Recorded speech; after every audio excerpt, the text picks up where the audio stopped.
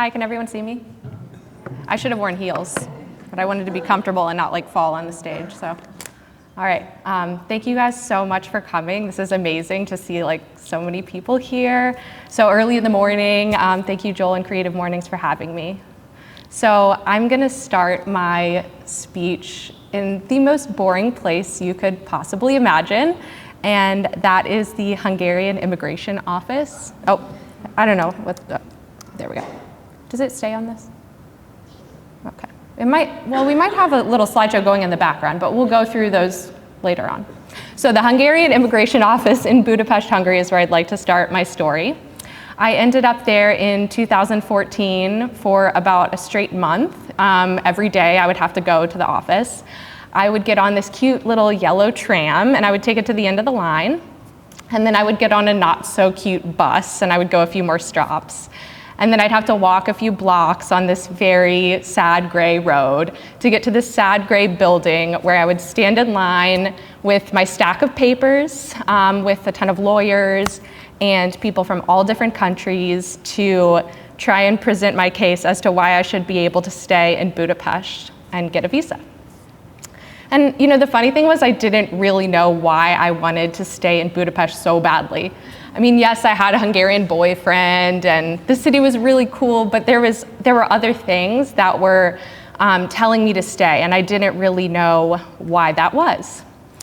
Because at the time, I really felt lost. I was kind of dangling in the present with no threads to connect me to the past or to the future.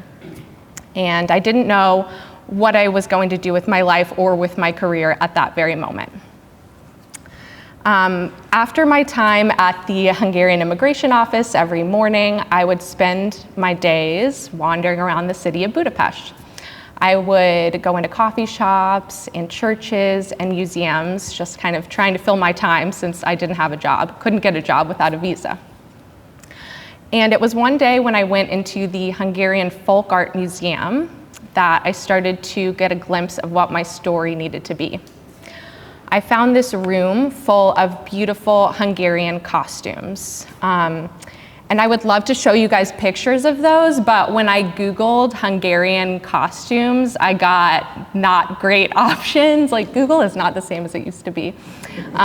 Maybe, you know, I got like a ton of $20 cheap knockoffs that I could buy on Amazon, but that was not what I was looking for. So I'll describe what I saw to you guys.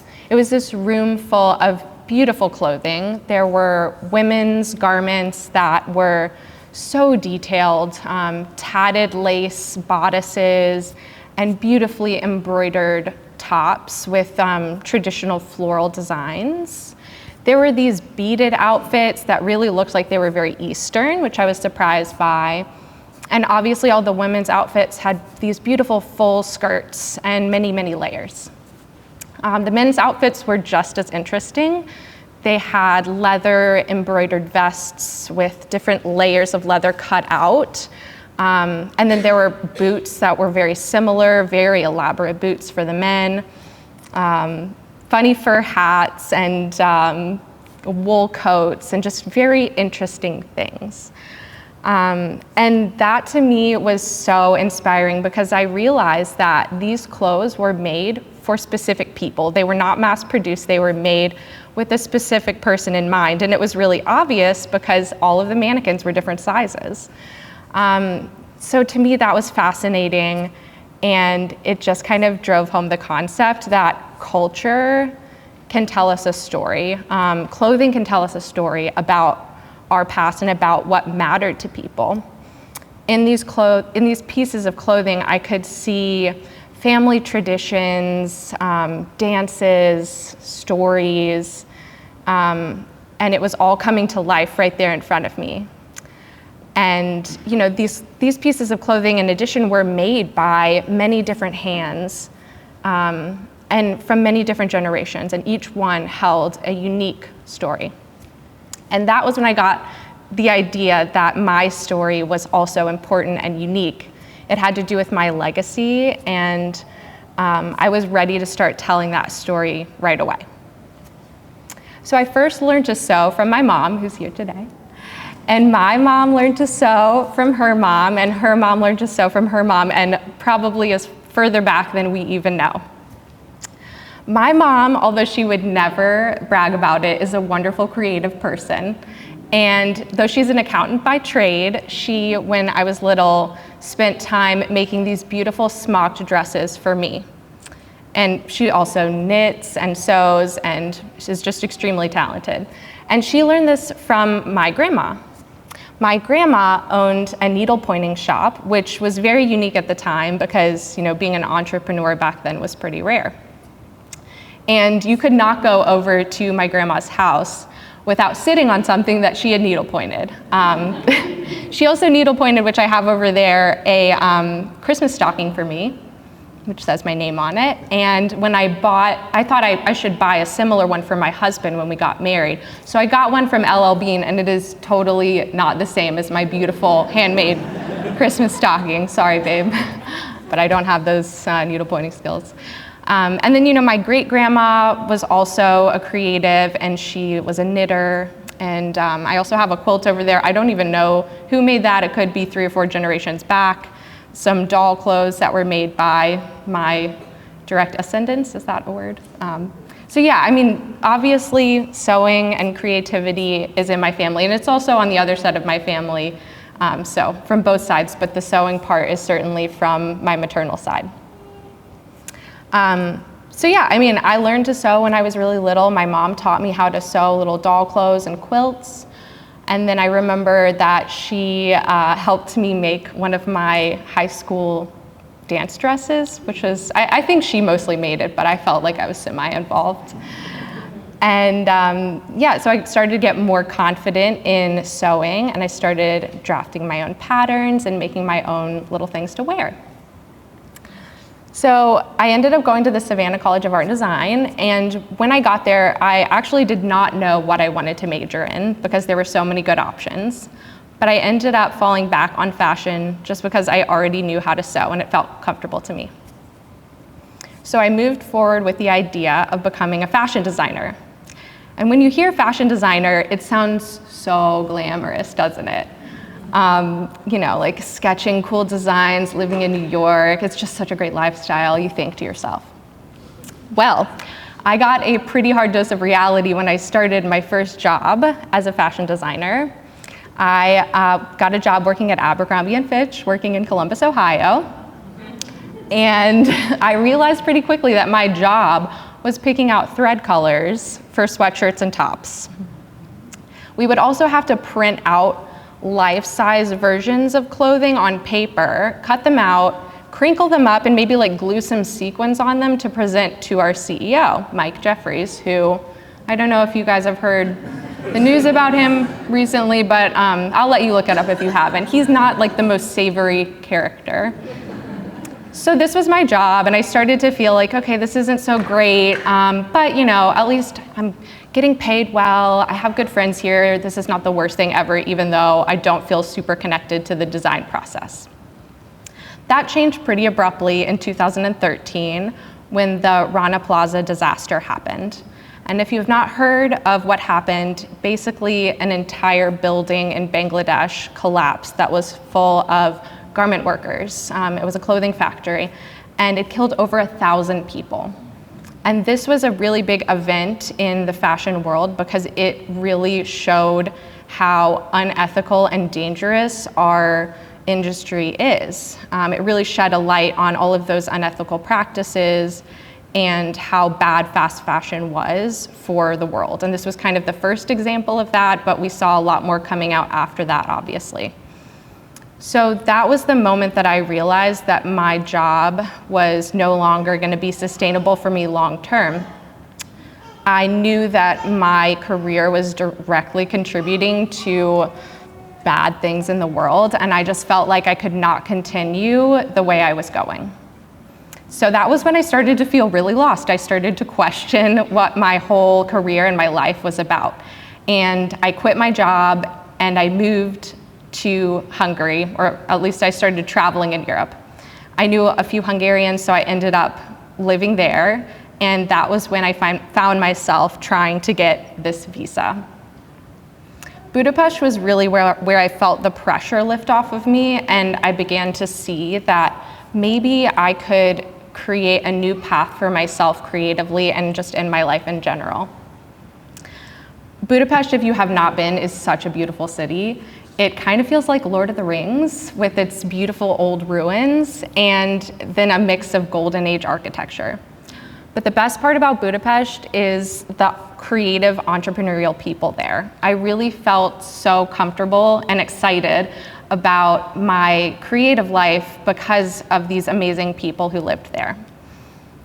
So I did end up getting that visa. I got a self-employment visa, and that was when I decided that I needed to start a clothing company to create clothes that I would be making myself for individual people. And I bought a couple of really old ramshackle sewing machines and some cotton fabric, and I started sewing tourist t-shirts out of my flat in Budapest. And I picked tourist t-shirts because Budapest was a tourist city, and that felt like the most fitting thing to make. And it was really exciting to get my hands dirty again. I learned how to screen print, and I was making these t-shirts, and this was all so fun. But the best part was that I started to meet my customers. I would sell these t-shirts at street fairs, and my customers would be from all over the world, and they were really excited about the clothing that I was making. So that was a big turning point for me, just realizing that, yeah, I could make clothes. I could make them for people who would be excited about them, and I could make them in a way that had integrity. So let's see where I am. Yeah, I returned to Raleigh after living in Budapest for 3 years. I had broken up with my boyfriend, and it felt like the right time to move back. I felt like I had taken the concept of tourist t-shirts just as far as I could. So I moved back, and I wanted to continue in my hometown of Raleigh with this idea that I would call Pamut, this clothing company where I was going to be making natural fiber clothing for people of all different sizes and shapes. So Budapest, was a great time for me, and it was really important that time abroad because it taught me that your legacy as a creative is worth preserving. When I saw those Hungarian outfits, that was like the real illustration for me of that whole idea. And as creative people, I believe that we have a special job in our society. Our job is to illustrate life as we know it, our hopes and dreams and fears, so that people today and people in the future can better understand what this exact moment in history means to us. You never know who you will inspire, and you literally never know what the sands of time will uncover for those people in the future. It could be your art. So you guys have been looking at this revolving slideshow presentation, but I wanted to show you a few examples from art history that I really love that kind of are fashion-based, that we could learn, so we could learn a little bit about the time period where they were created. The first one, okay, I think I'm gonna use the mic now, traveling mic. First one I wanna show you guys is the funeral banner of Lady Di. And this is not Lady Diana Spencer, obviously. This is Lady Di of the Han Dynasty in China. This is a really unique piece. It is painted on silk. And if you guys, I didn't want to put it up here because it's a little creepy, but this is the mummy that they pulled out of a vat of liquid, and she looked like maybe she died like a week ago. But it's a really unique painting and piece of textile because first of all, it's very old, but it's actually the first example of a portrait in ancient Chinese art. And it tells us a lot about what the ancient Chinese believed about death and the afterlife. So I know it's a little dark, but on the far left, you can see the top area of the banner is an illustration of what the ancient Chinese believed that the afterlife would be, and there are dragons there, which is interesting. There's also, so there's like a variety of different animals, very, very cool to see. Then there's the portrait of Lady Di, and you can see that closer on the right. She is in the afterlife surrounded by her servants. And then there's a second portrait underneath that of her in her in her burial, lying in state, and then underneath that, there is kind of a vision of the underworld. So this is just interesting because it shows us what the ancient Chinese believed about the afterlife. Oh, perfect. So the second one is this Egyptian faience dress, which is super cool. This is actually way older than the funeral banner, and I pulled it because it could be worn today, and it feels so modern. This would have been worn over a linen sheath, but you can see how kind of edgy it is, and it's interesting to me because you would never think that an ancient culture would feel so edgy and new. And this piece certainly inspired some fashion designers of the more present time, think like Paco Rabanne and the mirror dresses. So I just love this example because it feels very modern. The third one I pulled was the Winged Victory of Samothrace, which you might have seen if you've ever been to the Louvre in Paris. It has a very prominent position there. First, I pulled this image because the illustration of fabric and stone is so beautiful. It really does look like the person who carved this just carved fabric out of stone. Very cool. But the second reason, as I researched this more, that I found it interesting is this would have been in the city of Samothrace, which is a harbor city. So it would have been displayed in the shipyard. And the ancient Greek warriors who were coming back from war, this would have been the first thing that they saw.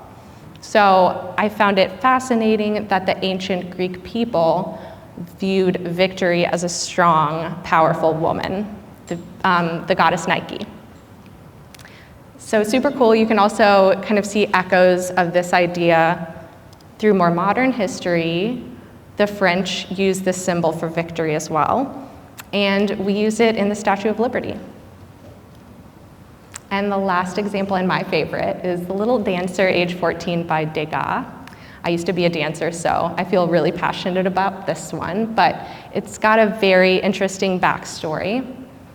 It was originally sculpted out of wax, which, if it had been sculpted today, might have been more equivalent to using a medium like cardboard. It's a very lowly medium. And Degas fitted the dancer with a real fabric skirt and a real bodice, a real wig, and a little bow. So this tells us a really cool story about the time. The dancer was the daughter of a tailor in real life, and she would have been kind of a lowly figure in society.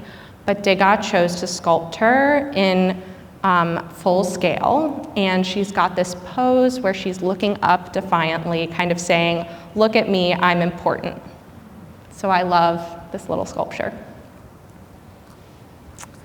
All right, to summarize, art is a record, and Pamut is my legacy.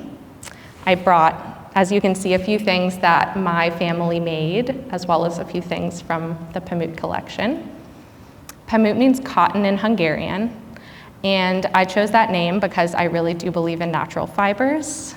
Natural fibers are beautiful. They have a wonderful drape. They're soft, they're antimicrobial, and they last a long time. So the timelessness is something that's really important to me. The second aspect that I really believe in is inclusivity, especially with sizing. When I moved back to North Carolina, I had a lot of plus size friends, and I realized that they had a lot of trouble finding clothes that fit them well. They would order online, and the garments would come and they wouldn't fit right at all. And they even had trouble shopping in person because a lot of stores don't carry plus. So that became really important to me, and I started to offer plus sizes up to a 4X. And I realized pretty quickly that that even wasn't enough, and that people needed customized clothes. And this kind of harkened back to the idea in Budapest in that costume exhibit that clothing should be made for a specific person. That's really important to me, that clothing needs to be made for specific people.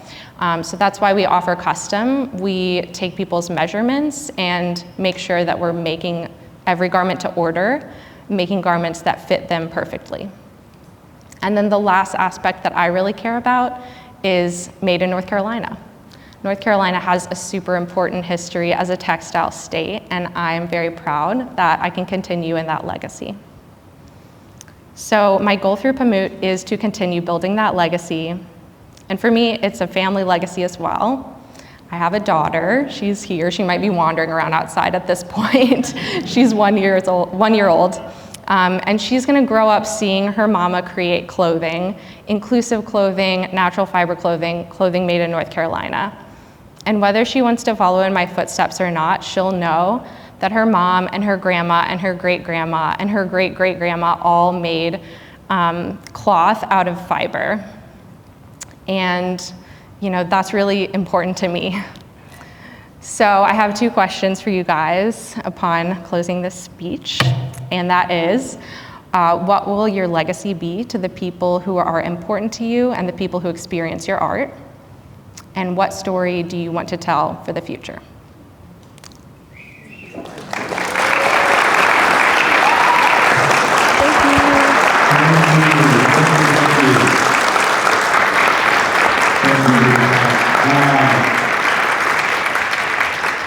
We have a good amount of time for some Q&A. So I'm just gonna unmic that for you. This one? Yeah. Do you want to walk around stage? No, I'll stand. Who's got a question?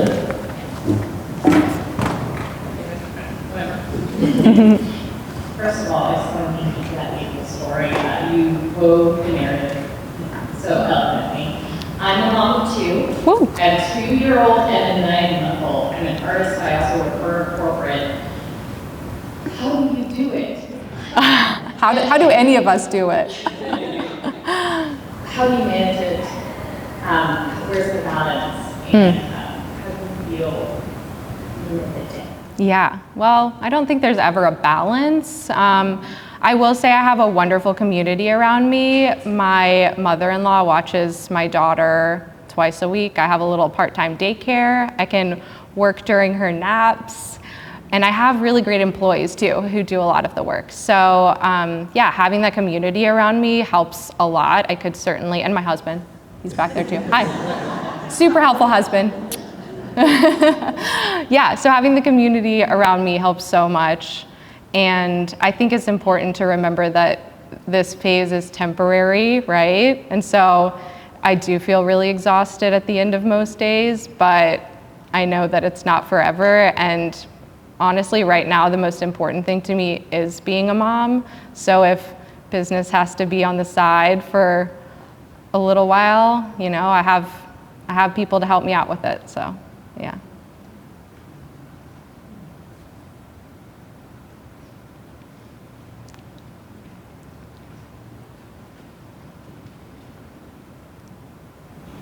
That was so inspiring. My question for you is going back to the beginning of your talk. You were speaking to the fact that you're in Budapest and you didn't know why, but you just felt like you needed to stay. Can you talk a little bit more to just trusting your gut and trusting your intuition? Yeah, sure. It's actually funny because when I was gonna fly over to Hungary, I'd bought a one-way ticket and I was at the airport and the people at the airport were kind of giving me trouble because I hadn't bought a return flight. And I called my mom and I was like, Mom, am I doing the right thing? And she said, you need to go. And so I think, again, community, people supporting me and, helping me to get where I needed to be. And yeah, I listened to your gut for sure. I mean, I knew that Columbus, Ohio was not the place I needed to be. And it just felt like my life was taking me somewhere else, and I just listened to that voice. Yeah. Thank you so much for the presentation. I have a question. How did you find your team, and who are these people in your team? Well, the great thing about being a creative, as I think you all know, is that people gravitate to you when they're excited about what you're doing. So luckily, I've had most people who work with me reach out to me directly. Usually if I need to hire someone, I just put up an Instagram post and I find the right person, which is great. And I will say making clothing is very skills-based and there's a high skill level for sewing. But as a textile state, I do think there's plenty of people here who are able to fill that role and skill level. So I've been lucky in that sense. But yeah, I think, having the online community for me, having an Instagram where I can just send out a message and be like, hey, I'm looking for so-and-so, I'm looking for a new sewer. I used to do a lot of pop-ups too, and I would meet plenty of people through that. So yeah, I mean, the online community, the in-person community has made it a lot easier for me to find people.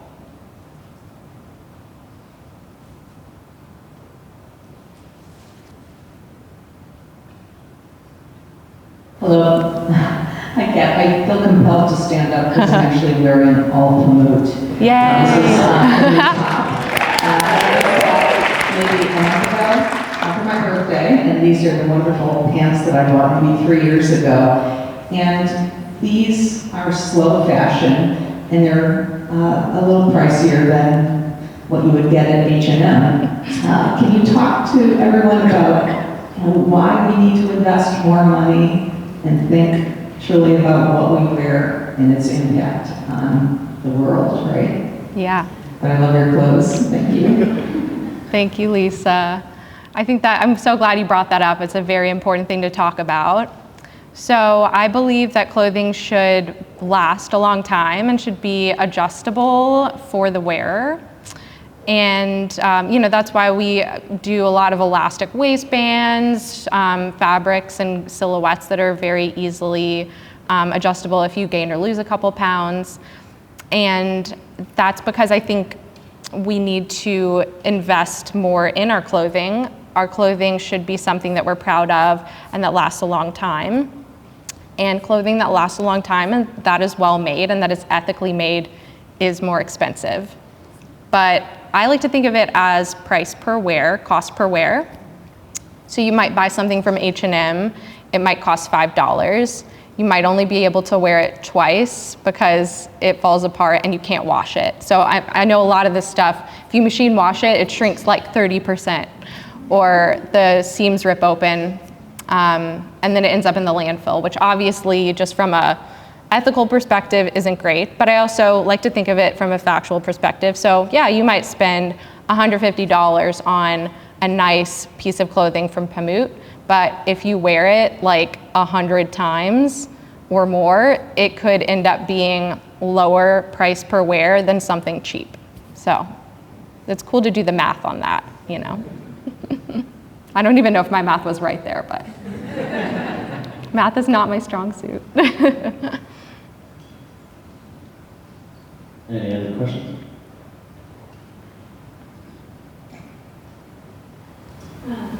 You spoke about kind of the origins of your inspiration for the movement, but how do you keep that creative fire going? What do you turn to for kind of new sources of inspiration for your collections? Great question, Maris. I actually am really inspired by our fabrics. Fabrics tell us a lot about what they want to be, in my opinion. So I might get a new linen fabric and just love the drape and want to take advantage of that. So the pink dress on the end is very Grecian inspired, actually. And I wanted to have back pleats to show how beautiful that linen is. So a lot of it is just looking at the fabric and letting the fabric tell me what it wants to be. And another part of it, kind of hearkening back to that made in North Carolina idea, is using really classic American silhouettes, American workwear silhouettes to create our garments and using that as an inspiration. So this season we did a chore jacket that feels very workwear inspired. So yeah, kind of picking those different buckets of, oh yeah, I think people would love a functional chore jacket this season and this fabric seems perfect for that, so that's what I'm gonna do. Yeah, so a balance between fabric and silhouettes that I know work really well.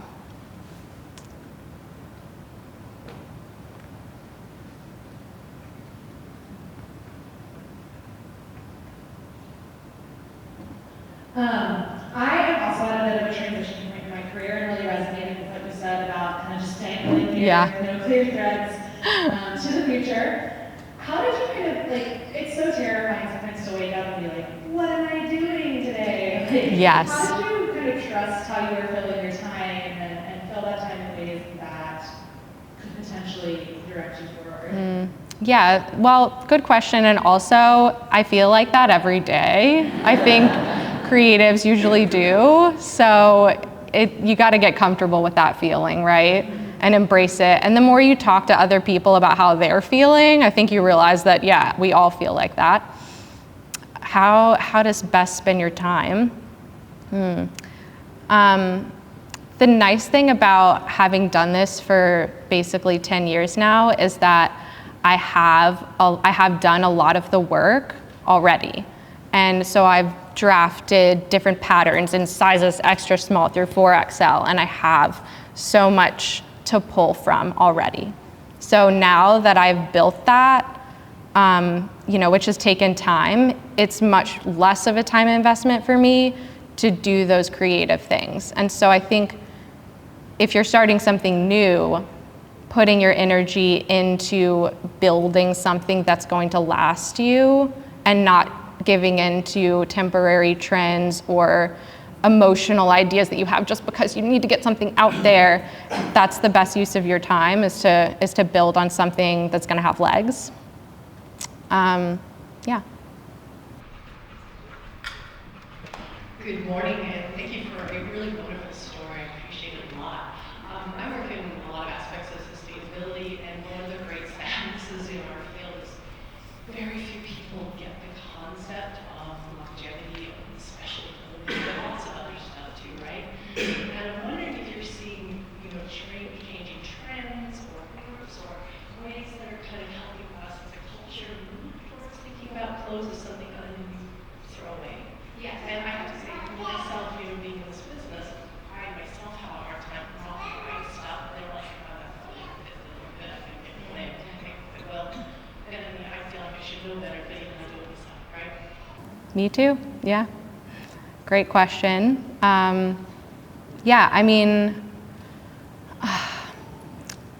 It's a hard question to answer because everyone's got different motivations for why they would buy sustainable. I've chosen recently to focus a lot on the idea of tailored, because I think if you can buy something or have something made for you that's specifically fit for you, that means a lot more than just buying like a standard off-the-rack size 10 garment. So I see the future of Pamut going in that direction, focusing more on tailored. It's unfortunate that a lot of the fast fashion companies over the last couple of years have been really engaged in greenwashing, which is, making their practices seem sustainable. And then sustainability, in a way, has become a bit of a trend that's experiencing an up and down. I think for me, the tailored aspect of clothing is becoming more important because that's something that fast fashion can never copy. Also a lot of it is just in our regulations and what we allow into the country. The fact that we can buy Shein and they're not taxed or given any duties is difficult. And I know the tariff thing is so political right now, but I think both political parties can agree that some tariffs are important, and I think everyone can agree that tariffs on Shein and Temu would be helpful for the fashion industry. So that's something that I think, I can't affect, maybe you can't affect, but maybe that could and probably will change in the future, where fast fashion might be subject to more taxes incoming, and we might end up having a better balance there. But it's, kind of out of our control, so.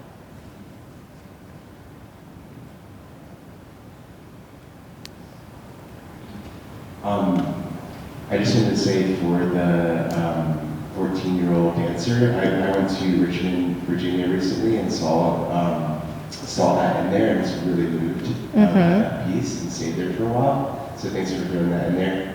And I was wondering what influences your color palette, are you choosing clothing based on what you believe people will connect with, or is it your personal color palette and you're putting that out there and helping people connect with it? It's definitely a balance. So I usually gravitate towards one really emotional color every season. So for last season, it was that pink.